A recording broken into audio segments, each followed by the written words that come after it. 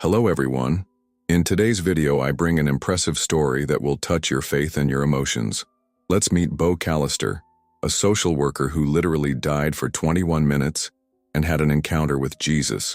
He returned with shocking revelations about what's coming in 2025 and an urgent mission for humanity. What he saw on the other side will give you goosebumps. Before we start, leave your like, subscribe to the channel and activate the bell so you don't miss any details of this incredible story. Get ready for a journey that could change your life. My day started like any other on that Tuesday in March 2021. The office was packed, phones were ringing non-stop, and my desk was cluttered with files. As a social worker, I was constantly called upon to put out fires in people's lives. That afternoon, I was called to intervene in an emergency case involving a family in crisis. The tension in the air was palpable. Bo, if you can't resolve this situation is going to blow up, my supervisor said, her eyes tired. I just nodded, forcing a smile as I picked up my folder. Inside, my body was already showing signs that something was wrong. The pain in my chest that I had been ignoring for weeks intensified. I felt sharp stabs shooting up my left arm, but I convinced myself it was just stress. After all, I had so many more important things to deal with than my own health, right? The meeting began, and the tone of voice in the room quickly escalated. I tried to calm things down, but my head was starting to spin. Suddenly, the surroundings seemed distant. The sound of voices became muffled as if I were submerged in water. Bo, are you okay? One of the people asked, but the phrase seemed distant, almost irrelevant. Everything went white. I fell to the ground with a dull thud, and I remember hearing screams before I lost consciousness. I later learned that the emergency team arrived quickly and that my heart stopped before I even got into the ambulance. I was taken to the nearest hospital, where Dr. Eliza Carmichael took over my case. We're losing him, I heard Eliza say as they struggled to resuscitate me. I could see everything from outside my body, as if I were a distant observer. I saw my own body limp, the medical team running around me, shocking my chest. We won't give up, said Eliza, with determination. I could feel his energy, his struggle to bring me back, but I was already beyond it. At that moment, I realized that something extraordinary was about to happen. When my heart stopped completely, I was overcome by a feeling of immediate relief. The pain, the tension, the tiredness, everything disappeared as if it had never existed. Suddenly, I was floating, not like someone trying to stay afloat, but like someone being carried by a gentle, welcoming current. I looked down and saw my body on the stretcher, with the medical team around it, desperate in their efforts. Let's go again. Full load, shouted Dr. Eliza Carmichael. She had an expression of pure focus, but to me it seemed distant. Her words echoed as if they were coming from somewhere else, and I felt completely at peace, a state I had never experienced before. I floated on the ceiling of the room, observing everything with inexplicable clarity. I saw every movement, every detail. The fluorescent lights hummed faintly, and the machines blinked frantically. But the most impressive thing was what I felt. There was no fear. Instead, there was a certainty, a serenity, like I was exactly where I was supposed to be. That's it, then. Did I die? I thought to myself, and a wave of acceptance washed over me. It was as if something or someone was telling me there was nothing to fear. As I watched, I began to realize that the room was no longer just a room. The walls seemed to dissolve, and a golden light began to fill the entire space. This light was unlike any I had ever seen. It wasn't blinding. It was warm, welcoming, and seemed to carry with it a love so pure that my heart, or what was left of it, seemed to overflow. I was drawn to this light like a child running into the arms of a beloved parent. It wasn't a conscious choice, it was inevitable, as if everything in me knew that this was the right path. As I approached, I noticed something else. I wasn't alone. I felt presences around me, not physical, but unmistakably real. These presences radiated love and peace. They said nothing, but their existence spoke of a place where everything was right, where everything made sense. It was at that moment that I heard a voice, soft but authoritative, that called me by name, Bo. The voice came from the light, and I knew something great was about to happen. Upon hearing my name, I was enveloped by a wave of emotion so overwhelming that I could barely think. The light in front of me began to take shape. First, an intense golden glow, Then, as if emerging from the very essence of that light, a figure appeared. He was dressed in something that looked simple but at the same time majestic, a white robe that shone with an indescribable purity. Your eyes. I don't know how to describe those eyes. It was as if they contained the entire universe. Love, compassion, understanding. They didn't just look at me, they penetrated me, seeing every hidden corner of my soul. "Bo," he said again, in a voice that sounded like both a whisper and thunder. "You are deeply loved." I fell to my knees, or at least I felt like I fell, because I wasn't sure if I still had a physical body. The words he said resonated within me like a melody, dismantling all the hurt, guilt, and regret that I had accumulated throughout my life. I started to cry, but they weren't tears of sadness. They were tears of liberation. "Lord, Jesus," I whispered, even though I already knew who he was. "Yes, Bo, I'm here." He walked over, extending his hand to me. When I touched her, I was overcome by a feeling of warmth and love so pure that it felt like my heart was going to explode. But along with that love came something else, a deep awareness that my life on earth was not yet complete. Why am I here? Did I die? I asked, my voice shaking. He shook his head slightly, smiling tenderly. "You were very close to leaving, but your time has not come. There is still work to be done." It was then that he began to show me, not with words, but with visions that invaded my mind like a movie projected directly into the soul. I saw scenes of destruction, chaos, and deceit. I saw people being seduced by lies, chasing empty promises. I saw young people rising up in unlikely places, proclaiming truths that shook the foundations of the world. Jesus looked at me again. "Seriously now, 2025 will be a year of great change, Bo. You must go back and prepare the hearts for what is to come." Before I could ask further, I felt the light around me intensify, as if I was being absorbed back to where it all began. The light around Jesus intensified, and suddenly I was transported to a place that seemed beyond time and space. It was vast, infinite, but at the same time intimate. It was as if I was in a room without walls, where the universe itself unfolded before me. Jesus was at my side, and with a wave of his hand, scenes began to form in front of me, floating like vivid holograms. "Watch carefully, Bo," he said, his voice heavy with gravity. "These events will occur in 2025. You must warn my people." The big deception. The first vision was of crowds. I saw people of all ages and backgrounds being drawn to charismatic spiritual leaders who promised peace, prosperity, and enlightenment. His speeches were captivating, but something about them seemed empty. Instead of leading people to the truth, they turned them away, fueling egos and offering superficial promises. "These leaders," Jesus explained, "will be wolves in sheep's clothing. They will use words of love and unity to deceive. Only those steadfast in divine truth will resist deception." The crowds began to disperse, confused and desperate. The emptiness in his eyes broke my heart. The Great Awakening. The second vision was completely different. I saw young people rising up with impressive courage, preaching the truth in unlikely places, prisons, schools, gyms. I saw a young man in a classroom facing jeers as he proclaimed, "Jesus is the only truth." "The next generations will play a crucial role," said Jesus. "They will face resistance, but they will bring light to the darkest places." There was hope in this vision. The people who listened to these young people were transformed, as if a flame was lit in their hearts. The big shake. Then everything changed. I saw cities being shaken by natural disasters, earthquakes, storms. I saw governments fall and economies crumble. People were divided, fighting with each other, even within their families. "It will expose the fragility of human structures," said Jesus. "Many will lose faith, but those who persevere will be strengthened." The Great Harvest. The fourth vision took me to remote places where I saw people from different cultures and religions turning to Christ. Despite the persecution, there was joy in their eyes. It was as if they found something they had always been looking for.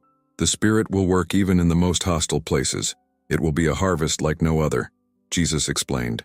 The Great Separation. I saw a giant sieve separating wheat from straw. I saw people moving away from their faith, while others remained steadfast, even in the midst of suffering. "Separation will be inevitable," said Jesus, sadly. "Only the true will remain." The rise of the Antichrist. Finally, I saw a man who radiated charisma. He spoke with passion and drew crowds. I saw people worshiping him as a savior, but behind his facade, there was darkness. He will promise peace, but he will bring destruction, said Jesus, his eyes serious.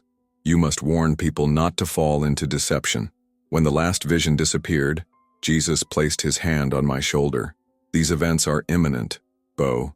You must go back and prepare the hearts for what is to come. The light around me began to dim, and I felt myself being pulled back into my body. As the light around me began to dim, I felt an irresistible force pulling me back. It was like being sucked into a whirlpool of energy, faster and faster until my spirit collided with something dense, my body. The impact was sudden, and suddenly, I was back in the emergency room. My consciousness came back like a crushing wave.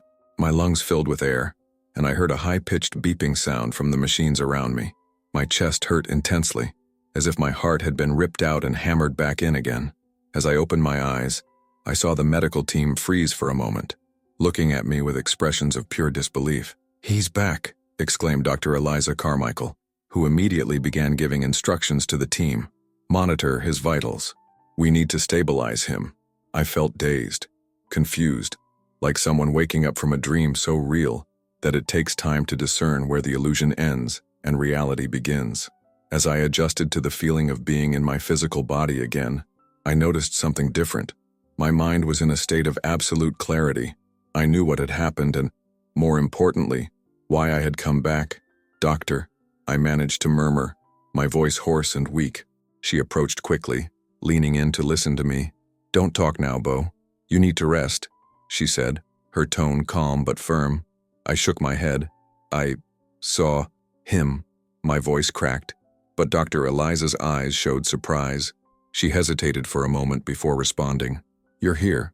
That's what matters now," I said, trying to maintain professional objectivity, although I could tell my statement had intrigued her. Over the next few hours, as the medical team monitored my condition, I began to process everything I had seen and heard. The sense of love and peace I had experienced in the presence of Jesus still permeated my being, but now it was accompanied by a sense of urgency. The revelations were not just for me, they were a call to the world. When Dr. Eliza returned to check on my condition, I made an effort to look her in the eye. "I need to tell you what happened," I insisted. She sighed, sitting down next to the bed. "It's okay, Bo, I'm listening. What did you see?" I took a deep breath. "I saw Jesus. He showed me what's coming. The world needs to prepare." The conversation marked the beginning of my commitment to the mission given to me. Even there, lying in a hospital bed, I knew my life would never be the same. After my initial recovery, I was moved to a regular hospital room where I could begin to process what had happened. Although my body was still weak, my mind was in a whirlwind. I couldn't just keep what I had seen to myself. I knew my mission was to share those revelations, but the challenge was how to start. On the third day after my return, Dr. Eliza Carmichael came to visit me. She sat next to my bed with a look of curiosity and concern. "Bo," she began, folding her hands in her lap, "what did you mean when you talked about seeing Jesus?" I took a deep breath, gathering my strength. "Eliza, I don't know if you believe in things like this, but I was dead. During those 21 minutes, I left my body. I saw you and your team working to bring me back. But more than that, I saw something beyond. I saw Jesus. He showed me the future." She blinked, clearly trying to maintain a professional demeanor. "Do you believe that was a real vision?" "It wasn't just real, doctor," I replied, my tone firmer than I expected. "It was more real than anything I've ever experienced." When I returned home after almost 2 weeks in the hospital, I faced a new challenge, explaining my experience to those closest to me. My first obstacle was my son, Caleb. "Dad, really?" he said, with a skeptical tone, as he leaned back on the living room sofa. "You almost died. What you saw must have just been your brain trying to understand what happened." "Caleb, listen to me," I insisted, sitting across from him. "This was not imagination or hallucination. I saw Jesus. He showed me things that will happen. I cannot remain silent about this." He shook his head, letting out a nervous laugh. "Are you saying you have prophetic visions now?" "Father, this is a lot to digest." I stared at him, feeling my heart heavy. "Caleb has always been rational. pragmatic. Convincing him would be an uphill battle. "You don't have to believe me now, son," I replied, trying to hide the disappointment in my voice. "But I believe one day you will understand." Over the next few days, I decided to share my testimony at a small local church, where I used to attend before I became consumed by work. I spoke about my experience with Jesus and the visions he showed me. Some people looked at me with admiration, others with pure skepticism. After the service, a man approached me. "Bo, how do you know this wasn't just a dream, something made up by your mind in a moment of trauma?" I looked at him seriously, because everything I saw was accompanied by a peace and clarity I've never experienced before, and because Jesus told me my mission was to warn the world. You may not believe me, but I can't deny what I experienced. Despite the resistance, more and more people began to listen to my story, some seeking comfort, others just out of curiosity. Each time I shared my experience, I felt like I was fulfilling a small part of the mission I was given, but I knew the road would be long and full of challenges. As I began to speak publicly about my experience, the weight of the mission became more evident. The revelations I received were not easy to convey, and I knew many people would object. My first big confrontation came during a talk hosted by Pastor Declan Hayes, my mentor and friend, at his small church in Denver.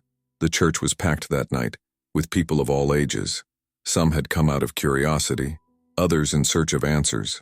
I went up to the pulpit with sweaty hands, but with a firm heart.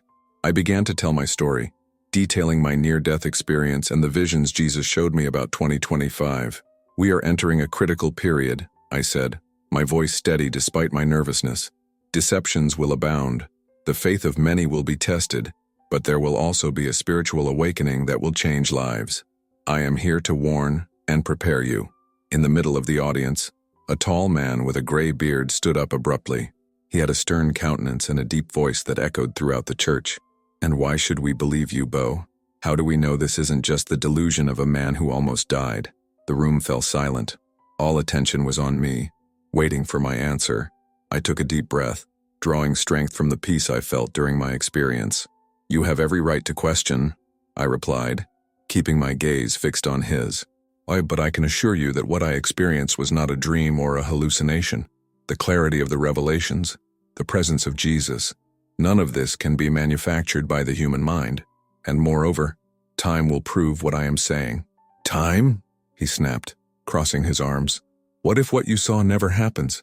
Have you ever considered that you might be mistaken and fooling us all?" There was a murmur among the people, some agreeing, others defending me. I raised my hand to silence the crowd. "Yes," I admitted, my voice low but convinced. "I've thought about that possibility. But what if I'm right? What if these events actually happen and no one is prepared? I'm not here to convince you. I'm here to plant the seed of truth. The rest is between you and God." The man was silent, but his expression still carried doubts.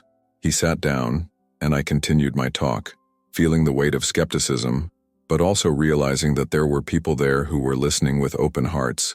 When the night ended, a young woman approached me. "I never believed in those things," she said, one with tears in her eyes. "But as you spoke, something inside me changed. Thank you for sharing this. These small victories gave me strength to continue. Despite the opposition, I knew my mission was greater than any resistance I could face. Although my work to share the message was moving forward, there was a constant weight on my heart. My relationship with Caleb, my son, he remained skeptical, even after hearing parts of my testimony. This hurt me more than any public criticism, because everything I did, my mission, my renewed faith, I wanted him to understand and accept.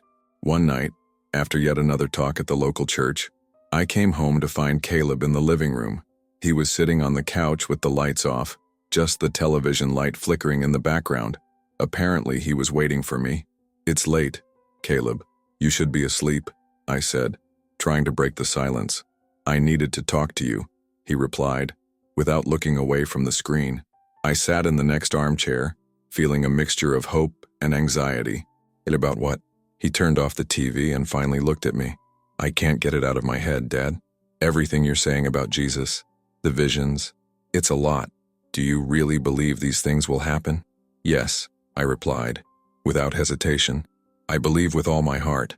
It's not something I chose to believe. It's something I lived." He was silent for a moment, looking at his hands. But why you? Why would Jesus choose you to see all this? You are not a pastor or a saint. Smile slightly. Believe me, Caleb, I've wondered that too. But Jesus doesn't choose perfect people. He chooses ordinary, broken people to show that His grace is enough. I'm not special, but He saw something in me that needed to be done. Caleb shook his head, still struggling to process. I want to believe, but it seems impossible. Son, I began, my voice thick with emotion. You don't need to believe everything now. I just ask that you keep your heart open. What I experienced was real, and I believe that one day you will also see the truth. Jesus is always ready to welcome anyone who seeks Him, even with doubts. This conversation marked the beginning of something different between us. Caleb didn't instantly become a believer, but he began asking questions. He accompanied me to some lectures, listening more attentively than before, and, little by little, I realized that his heart was opening.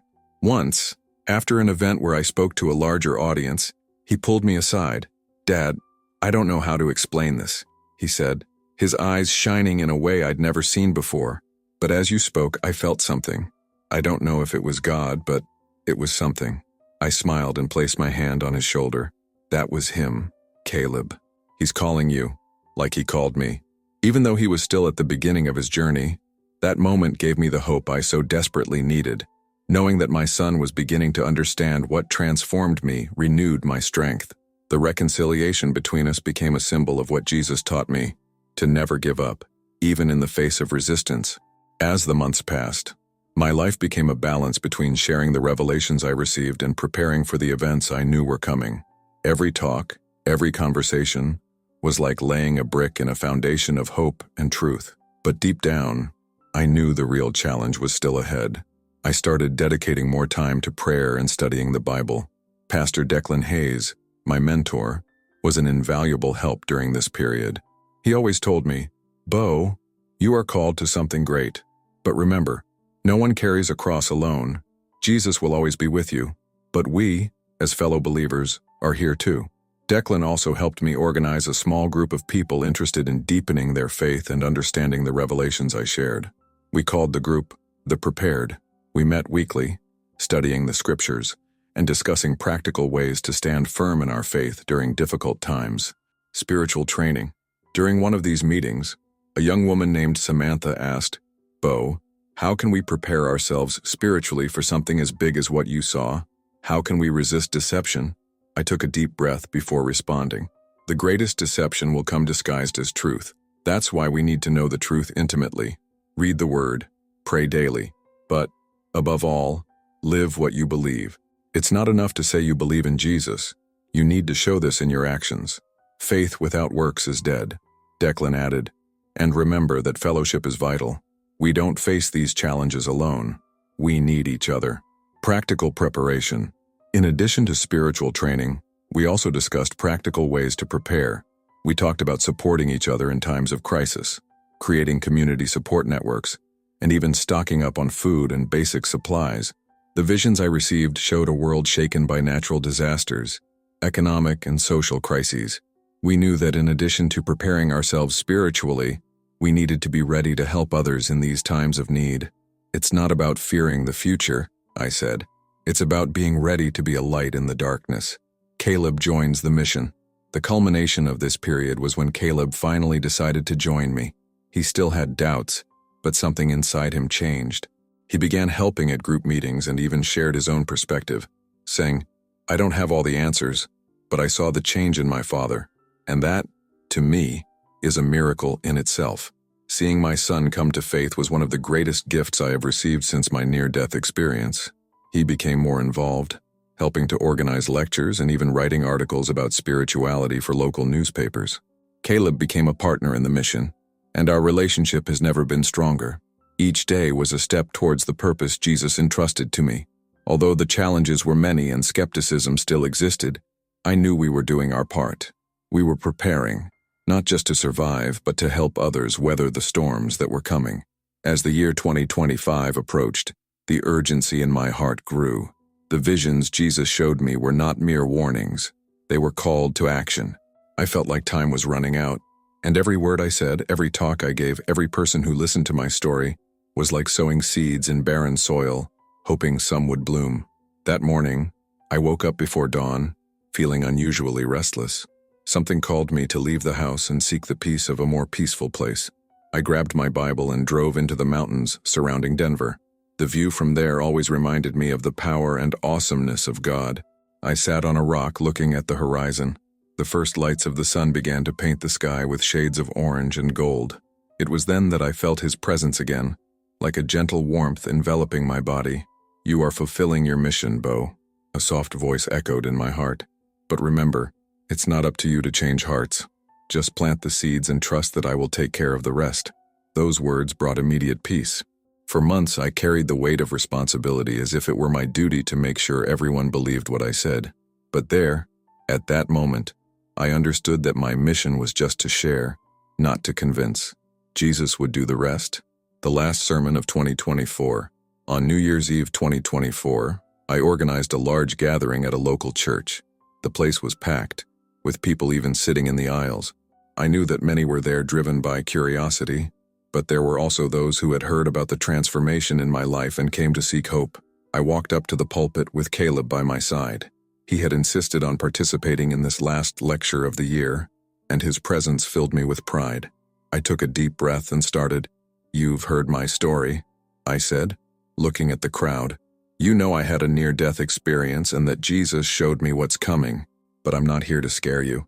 I'm here to remind you that no matter what happens, the light will always overcome the darkness." As I spoke, I felt the Holy Spirit guiding my words. I spoke about the revelations, the deceptions, the spiritual awakening, the shaking, the harvest, the separation and the rise of the Antichrist. But I ended with a message of hope. "Jesus has already won," I declared, my voice echoing throughout the room. "What we will face will not be easy, but victory is already guaranteed for those who remain in the truth. Don't stand still and wait. Prepare yourselves. Live your faith. Be light where there is darkness. Reflection and continuous mission." That night, as fireworks lit up the Denver sky, Caleb and I stood outside the church, watching. He turned to me and said, "Dad, I don't know what the future will be like, but I know I'm with you in this. Thank you for not giving up on me." I hugged my son, feeling tears running down my face. "I will always be with you, Caleb. And remember, no matter what comes, Jesus will be with us." My life was now completely dedicated to the mission entrusted to me. I didn't know how many would believe, nor how many hearts would be transformed, but I knew that my role was just to start the movement. The rest was God's work. The light always prevails. The victory is His. And as long as there is a breath of life left in me, I will continue to share this truth with the world. If you liked this beautiful spiritual testimony, leave a like, comment on your impressions, subscribe to the channel, and don't forget to activate the notification bell to watch each new video and help us spread this message to a greater number of people. Until next time.